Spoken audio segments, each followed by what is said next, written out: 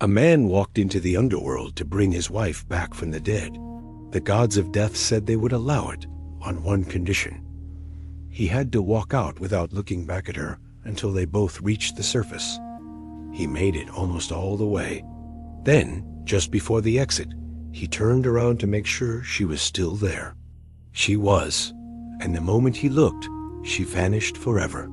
This is the story of Orpheus and Eurydice, and it is about the impossibility of not looking back when everything you love is behind you.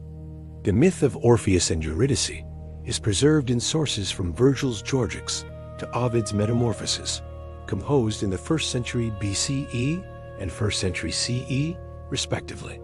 It is one of the most influential love stories in Western culture, retold across every art form for 2,000 years.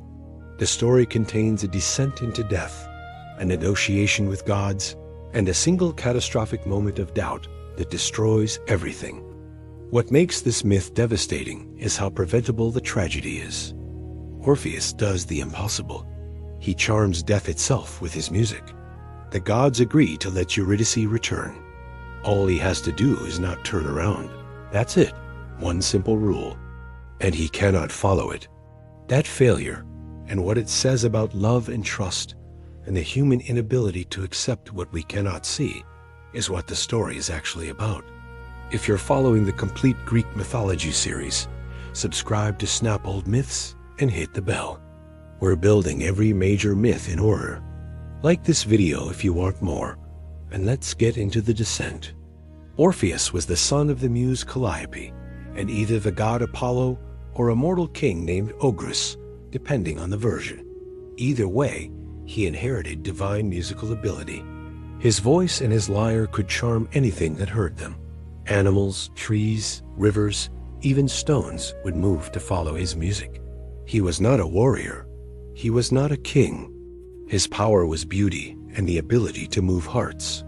He joined the Argonauts on their quest for the Golden Fleece, where his music saved the crew from the sirens by out-singing them. When the sirens tried to lure the ship with their fatal song, Orpheus played louder and more beautifully, and the Argonauts rowed past safely. This establishes what Orpheus can do. He can overpower magic with art. Orpheus married Eurydice, a nymph or dryad, depending on the source. The wedding was celebrated. The marriage was happy. They had very little time together. On their wedding day, or shortly after, Eurydice was walking through a meadow when she stepped on a venomous snake. It bit her. She died almost immediately. Orpheus's grief was absolute. He wandered Thrace singing songs of such sorrow that rivers stopped flowing to listen and animals wept. This went on for weeks. Eventually, he made a decision that no mortal had successfully made before. He would go to the underworld and bring her back. The underworld in Greek mythology was not a place the living could visit. It was the kingdom of Hades and Persephone, the realm of the dead, guarded by Cerberus and separated from the world of the living by 5 rivers including the Styx. Entering alive was not simply difficult. It was a violation of the natural order. Orpheus went anyway. He descended through a cave entrance in Thrace, carrying only his lyre. The guardians of the underworld, creatures whose job was to prevent exactly this kind of intrusion, let him pass. Not because he fought them or tricked them, but because his music moved them. Cerberus, the 3-headed guard dog, lay down and wept. Charon, the ferryman of the Styx, ferried him across without payment. Even the Furies, ancient spirits of vengeance, paused to listen. Orpheus reached the throne room of Hades and Persephone and played for them. He sang of Eurydice, of his love, of his grief, of the injustice of her death on their wedding day. He did not threaten. He did not bargain. He did not demand. He simply made them feel what he was feeling. And it worked. Persephone wept. Hades, who ruled the dead and who rarely showed emotion, was moved. They agreed to let Eurydice return. But there was a condition. Orpheus had to walk back to the surface, and Eurydice would follow behind him. He was forbidden to look back at her until both of them had reached the world of the living. If he turned around even once, she would be lost forever. Orpheus agreed. He began the long climb back toward the surface. Eurydice followed behind him, silent. The ancient sources emphasized the silence. She could not speak to him. She made no sound. He could not hear her footsteps.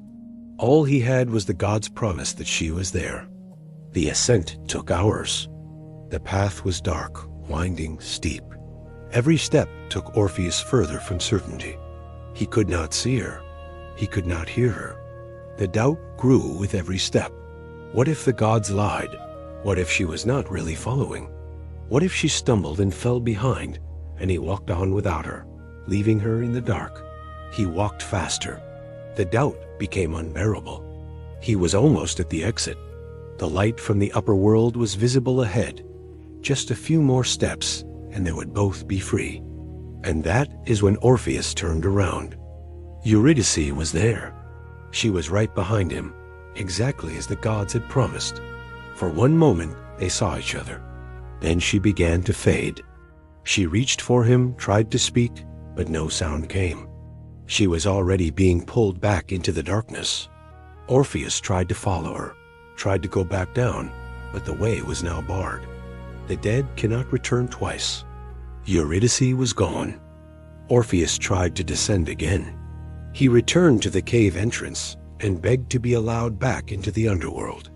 Charon refused to ferry him across. The guardians would not let him pass. He had been given a chance that no mortal had ever received, and he had failed. The gods would not grant another. For 7 days, Orpheus sat at the entrance to the underworld without eating or drinking, hoping the gods would relent. They did not. Eventually he left and wandered Thrace, singing songs of grief so devastating that animals followed him weeping and trees uprooted themselves to be near him. He refused all human company. He would not remarry. He would not eat at anyone's table. He was alone. Years later, a group of Maenads, women in a frenzied religious ecstasy dedicated to Dionysus, came upon Orpheus. Some sources say they were offended that he refused to join their celebrations. Others say they were angry that he ignored women entirely after Eurydice.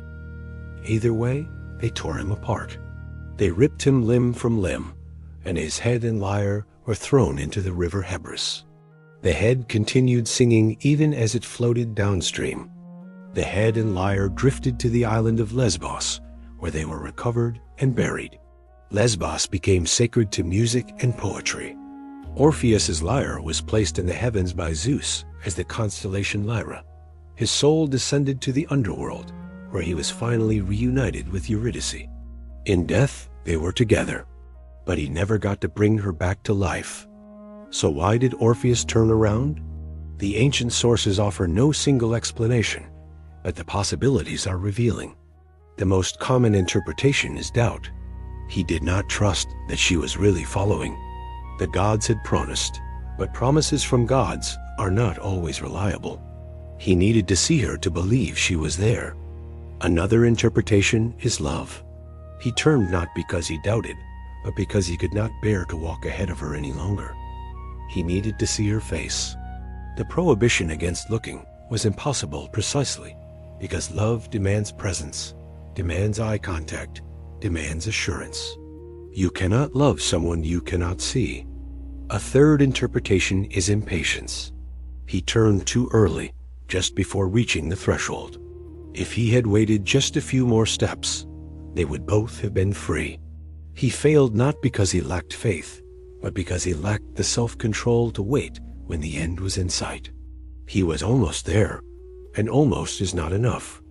Modern retellings often frame the turn as a tragic mistake, something Orpheus regrets instantly. But another reading is that the turn was inevitable. The gods set a condition they knew he could not fulfill. The entire descent was a test designed to fail. You cannot walk ahead of someone you love without looking back. It is against human nature. The gods knew this. They granted his wish and ensured he would destroy it. The myth has been retold obsessively across Western culture. Virgil used it in the Georgics to talk about loss and agricultural cycles. Ovid used it in the Metamorphoses to explore the power of art. Dante referenced it in the Inferno. Rilke wrote an entire sonnet sequence about it. Operas, paintings, films, novels. The story appears everywhere. It is the template for every story about trying to recover what is lost. Hadestown, the modern musical, frames the turn as Orpheus's doubt in both Eurydice and himself, reinterpreting it through the lens of economic precarity and trust in relationships under pressure. The myth is flexible enough to carry modern concerns while keeping its original devastating structure. The impossible condition, the successful descent, the catastrophic turn. The story of Orpheus and Eurydice teaches us several things. First, that the gods may grant your wish and ensure you cannot keep it. The condition was not a test of faith. It was a guarantee of failure, wrapped in the appearance of mercy. Orpheus was set up to destroy what he loved most. Second, it teaches us that love and trust are not the same thing. Orpheus loved Eurydice, absolutely. That was never in question. But he could not trust that she was following him. Love is not enough when you are asked to walk forward without proof. The prohibition against looking is psychologically impossible precisely because it demands you ignore the thing you care most about. Third, it teaches us about the impossibility of not looking back. Orpheus represents anyone who has tried to move forward while something they love is behind them. The instruction is simple. Do not turn around, but the pull is unbearable. You need to see. You need to check. You need assurance. And the moment you look, you lose what you are trying to keep. The myth is also about art and its limits. Orpheus's music could charm death itself. It could move Hades. It could make Persephone weep. It could gain entry to the underworld and negotiate the return of the dead. But it could not make Orpheus trust what he could not see. Art is powerful, but it is not powerful enough to override human nature. Some versions of the myth include a detail that makes the tragedy even worse. Eurydice was just behind him, so close that when he turned, he could almost touch her. He did not turn after hours of walking in doubt. He turned at the very end, when he was almost safe. The proximity of success made the failure unbearable. The ancient Greeks told this story while living in a world where death was final and absolute. There was no resurrection in Greek mythology. The dead went to the underworld and stayed there.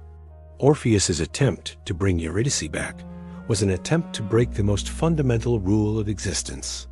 The gods allowed it only in a form that ensured it would fail. The story is about living with permanent loss. Orpheus's music continued after his death. His head, still singing, became an oracle. His lyre became a constellation. His story became the model for all artists who tried to create beauty out of grief. He could not bring Eurydice back, but he turned his loss into art that survived him. That is the only kind of immortality the myth offers. Not the return of what was lost, but the transformation of loss into something that endures. The story of Orpheus and Eurydice is not about whether love is strong enough to conquer death. It is about whether you can move forward without looking back at what you left behind. The answer the myth gives is no. You cannot. The pull is too strong. And the moment you turn around, you lose what you are trying to keep. That is the price of being human. You cannot walk forward without checking that what you love is still following. And the moment you check, it is gone. Modern readers often wonder what would have happened if Orpheus had not turned. If he had followed the rule, walked to the surface, and brought Eurydice back to life. Would they have been happy? Would the marriage have survived the trauma of her death and his descent? Would he have resented her for the doubt she caused him? Or would she have resented him for not trusting her enough to follow? The myth does not answer these questions because they are not the point. The point is the turn. The point is that he could not help himself. The myth teaches us that some losses cannot be recovered. You can make the descent. You can charm the gods. You can win the impossible negotiation. But you cannot undo what has already happened. Eurydice died. That moment cannot be reversed. The attempt to bring her back was always going to fail, not because Orpheus was weak or faithless, but because death is final and humans are incapable of walking forward without looking back. Orpheus walked into the land of the dead and sang a song so beautiful that even Hades wept. He won the right to bring his wife back to life. And then, just before the exit, he turned around because he loved her too much to keep walking without seeing her.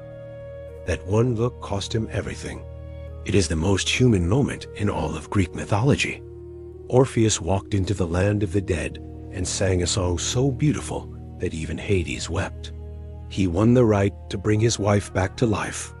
And then, just before the exit, he turned around because he loved her too much to keep walking without seeing her. That one look cost him everything. It is the most human moment in all of Greek mythology.